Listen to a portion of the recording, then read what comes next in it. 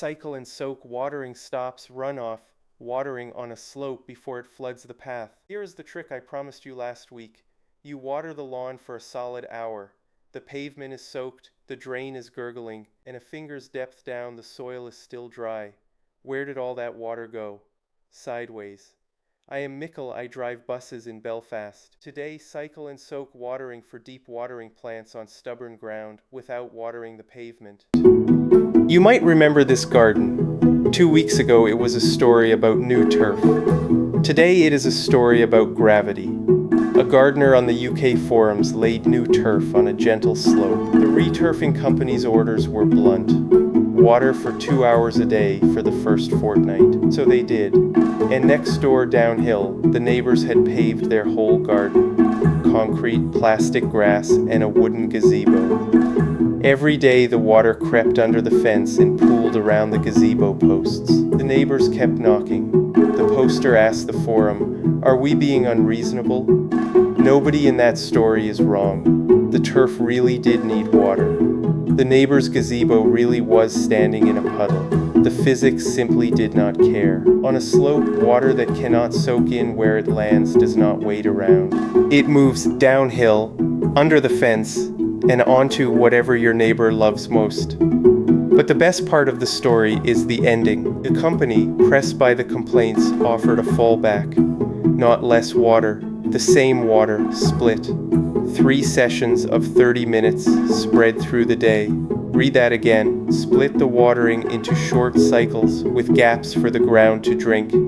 They prescribed cycle and soak without ever saying its name. That fallback is today's whole episode. Let me show you why it works. Every patch of ground has a drinking speed. Water lands on the surface, and gravity plus the pull of dry soil below draws it downwards, but only so fast. Sand drinks quickly, clay drinks slowly, a slope drinks slower still, because the water is already rolling before it can settle. Your sprinkler has a speed too, a pouring speed. And here is the whole problem in one sentence. The moment your pouring speed beats the ground's drinking speed, every extra drop has nowhere to go but sideways. On flat ground, sideways means the path and the drain. On a slope, sideways means downhill, under the fence, around the gazebo posts. And the cruel part is that the drinking speed is not fixed. It falls as you water. Back in Series 1 we met the crust, ground baked hard until rain bounces off it. Belfast clay does something similar when it is wet. The finest particles swell and slick over the surface, and the ground half closes its own door. So runoff does not announce itself at the end of a long watering. It starts quietly, a few minutes in, long before you would ever think to stop, which brings us to the misreading that wastes more water than any other. You see water pooling or trickling off the edge and you think, well, it is full. It is not full. The surface is full. 10 or 15 centimeters down, where the roots actually live, it can still be bone dry.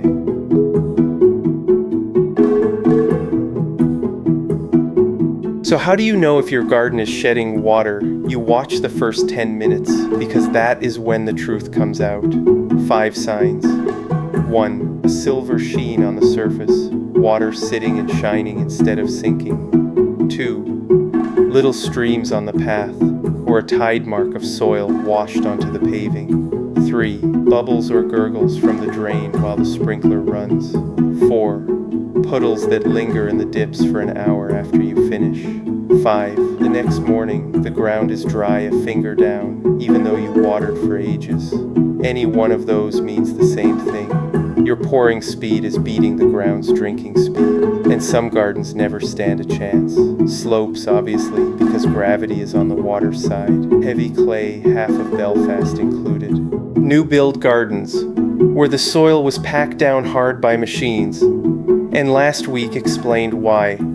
And any lawn baked by a dry July. Notice something about that list. You cannot flatten a slope, and you cannot change your soil by tea time. The ground is what it is. What you can change tonight for free is the timetable. That is the entire idea of cycle and soak. Here is the method, and I promise it is smaller than its name. Take the watering time you already use and chop it into short cycles with rests in between. That is it. Say your sprinkler usually runs for an hour. Instead, run it for a quarter of an hour. Stop. Give the ground 20 or 30 minutes to drink that down. My own habit, not a law. Then run the next quarter. Rest again. 2 more rounds and you are done. Same minutes of watering. Completely different destination. Think about passengers boarding a bus. 40 people do not go through the door at once. They board one at a time and the queue moves. Shove the whole queue forward together and nobody boards faster. The queue just spills back onto the pavement. Water queues too. The first cycle wets the surface and softens the crust. The rest lets that water clear the doorway, sinking down and making room. The next cycle follows it deeper. Layer by layer, the water stacks downwards instead of spilling sideways. By the last cycle, ground that used to shed water after 10 minutes is drinking every drop you give it. But here's the thing. Cycle and soak is not watering less. It is the same water on a better timetable. If your lawn needed an hour, it still gets its hour. It just gets it in installments it can actually cash.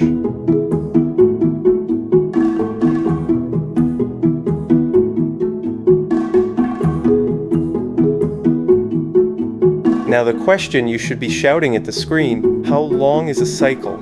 And the honest answer is, I cannot tell you because I have never met your garden. My 15 minutes might be your 8 or your 25, so do not guess, measure.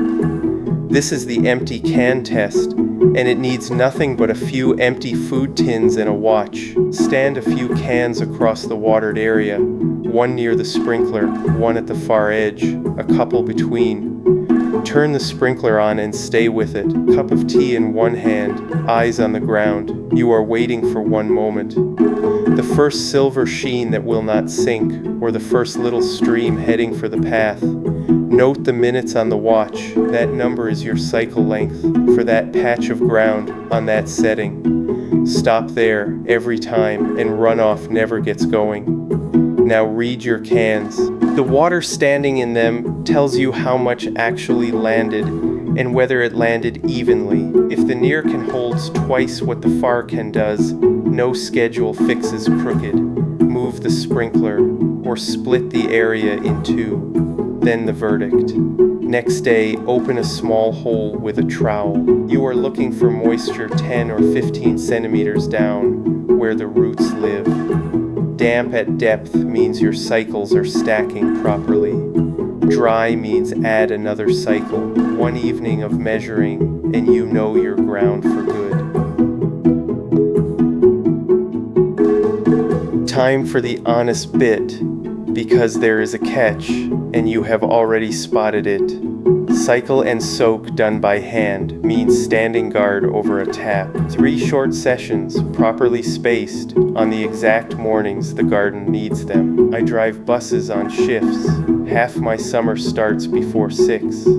I am not standing anywhere with a watch 3 times before work. So this is the job I hand to the Johgee 4-zone timer on my own tap. The sloped lawn gets 1 zone set to short cycles with soak gaps between. Exactly what the can test measured. The pots, the greenhouse, and the beds sit on their own zones, on their own rules, untouched.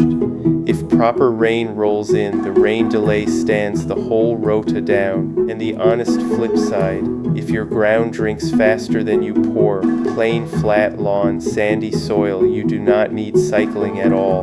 A 9-pound mechanical timer will do you proud. Let us be clear about what cycling can and cannot do, because I promised you honesty, not miracles. Where it earns its keep, slopes you cannot flatten, heavy clay you have not yet improved, compacted new build ground while you plan the real fix, crusted lawns in a dry spell. In every one of those, cycling is how you live with the ground you have. It is coping, and coping is fine. Last week's lesson still stands. If there is rubble under your turf, no timetable cures that. Cycling keeps the lawn alive this summer while you plan the dig. And one more trap, because this method has an evil cousin. Cycle and soak is not little and often. I know it looks like it.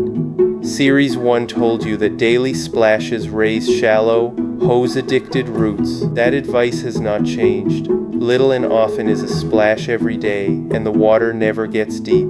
Cycle and soak is one proper deep watering, delivered in installments minutes apart, and then nothing for days. The roots still get their deep drink, and their reason to dig. Same small waterings, opposite lessons.